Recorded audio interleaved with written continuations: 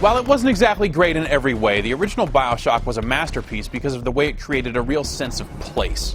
A lot of people talk about specific characters, your Andrew Ryans and your Frank Fontaines. But the true star of BioShock is Rapture, the underwater city designed to be a utopia for the greatest thinkers of the 1950s. The events of that first game hit home that much harder because by the time you got to the end, Rapture felt real. Without that, the twists and turns of that story would ring hollow, and Andrew Ryan's vision would have come off all hokey and pointless. BioShock 2 is not BioShock 1. The thrill of discovery and the excitement of finding out what makes Rapture tick is gone because you already know all that stuff. That doesn't make BioShock 2 a bad game. In fact, considering what it had to live up to, it's really impressive that it comes out as well as it does.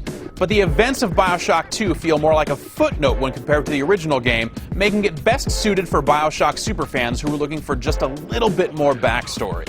My name is Andrew Ryan. The action in BioShock 2 is set roughly 10 years after the events of the first game, and you play as a character that's usually referred to as Subject Delta. You're an advanced prototype Big Daddy. So you'll spend the time stomping around in a big suit, and you're armed with a large drill that serves as your melee weapon. For reasons that aren't immediately explained, you wake up with free will. So instead of just droning and stomping alongside little sisters as they harvest Adam from dead bodies, you can sort of run around and do as you please.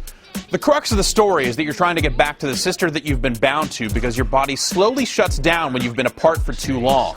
But since that girl is the daughter of Sophia Lamb, the Andrew Ryan replacement that's restarted the Little Sister project to satisfy her own warped philosophical slant, you're going to have to fight your way through Rapture first. In fact, you'll be fighting your way through the oldest parts of Rapture, parts that are serviced by a now-defunct train line. This sets the structure of BioShock 2, which is decidedly more linear than the previous game. To put it bluntly, the train only goes one way. So when you satisfy the requirements of a level, which usually involves clearing a path for the train to continue, you'll hop back aboard and ride it to the next level. There is no return trip to levels you've already visited, so taking care of every little sister you see is something you'll have to deal with up front. Since you're effectively a big daddy, the yellow-eyed little sisters trust you implicitly. So the process of dealing with the sisters and the potential for reward has changed a bit compared to the first game. First, you'll have to take out the big daddy currently protecting a little sister as she runs around with her comically oversized syringe gun thing, sucking Adam out of corpses. Once you've done that, you can elect to adopt the sister as your own and take her around to gather Adam from other corpses. Gathering means finding a viable corpse, then setting the sister down while she takes care of business. Once she begins, splicers and other enemies begin to attack from all sides, and you'll have to protect the sister from attack during the process. Setting up mini turrets and laying other traps helps a lot in this process. When she harvests, you get the Adam. Of course, there's still a bit of moral choice to this process. You can elect to harvest the sister at any point, killing her and getting a chunk of Adam for yourself. Or you can take them to one of the vent holes that are all over Rapture and rescue her by turning her back into a regular little girl.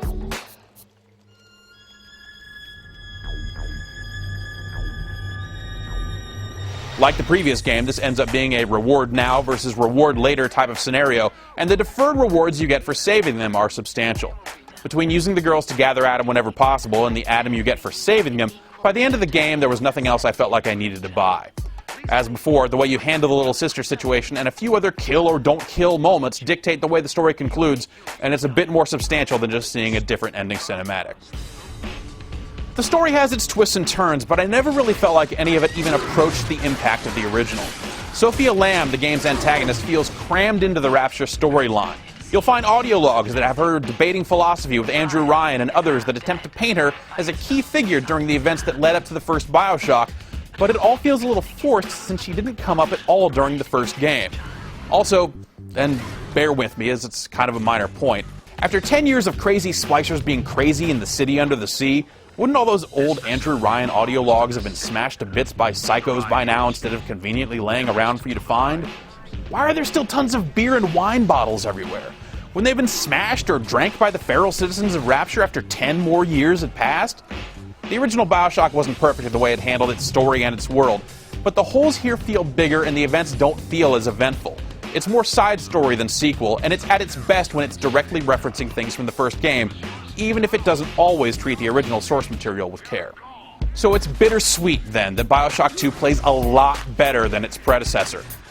You can now dual-wield by carrying a weapon in your right hand and using your left for plasmid attacks. Plasmids like Incinerate and Electro Bolt return, and even the old plasmids learn new tricks. Each can be purchased in 3 different forms, and by holding down the fire button, you can charge them up for different effects.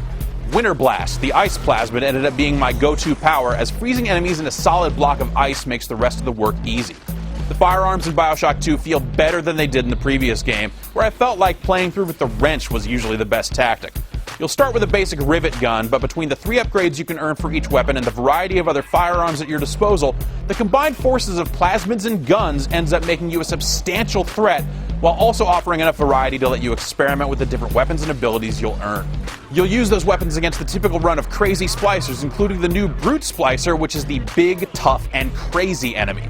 You'll also encounter Big Sisters. These are grown-up little sisters wearing Big Daddy-like gear, and one will find and confront you after you deal with every little sister in a level. The Big Sister is the toughest enemy you'll face in the entire game, but that doesn't mean she's especially tough. It's also the closest thing BioShock 2 has to a boss fight. Ask a BioShock fan what they want to see in a second BioShock game, and I'd guess that multiplayer would be pretty low on the list. Considering the atmosphere of the first game and the way it wove its story through audio logs and the state of the city itself, Team Deathmatch sounds like the sort of thing to be built from the weakest parts of the original game. But between the improved mechanics that appear in the single player and some interesting ideas, BioShock 2's multiplayer is surprisingly fun. Unlike the single player game, the BioShock 2 multiplayer is set prior to the events of the first game, when Atlas and Ryan were going head to head in the war that would eventually turn Rapture into an underwater wasteland. To Rapture, 1959. May it be our finest year. As a result, many of the maps you'll play on are modified versions of locations from the first game, like Fort Frolic and the Farmer's Market. Using the weapons and plasmids on live players ends up being a lot more interesting than the AI of the single player, and the game takes on a modern warfare-like feel in the way that you gain experience and unlock additional tonics and weapons as you go. Researching enemies for a damage bonus even found its way into the multiplayer, which is a neat touch. At times, it almost seems unfair to compare BioShock 2 to its predecessor. The first game was a unique experience that rose above its gameplay shortcomings by creating a world that was intensely thrilling to explore. Returning to it is naturally going to be less exciting, since so much of its history is already known to you going in. But by improving on the gameplay, and giving you just enough new and interesting factoids to make Rapture feel like Rapture, BioShock 2 is a successful package.